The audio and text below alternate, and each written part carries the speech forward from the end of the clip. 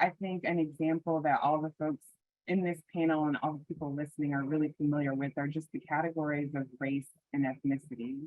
and how those categories can be really, really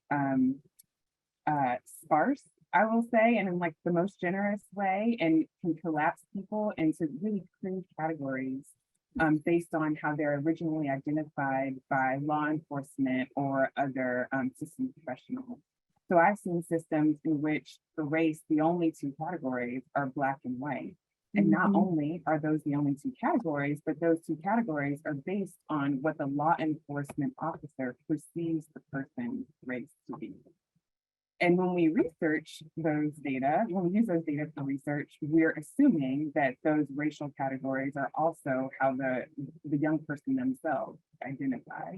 And that's very clearly not always the case if we only have two categories of Black and white. There's a whole spectrum of youth who are being left out of that, and therefore conclusions are being drawn that don't necessarily apply to or benefit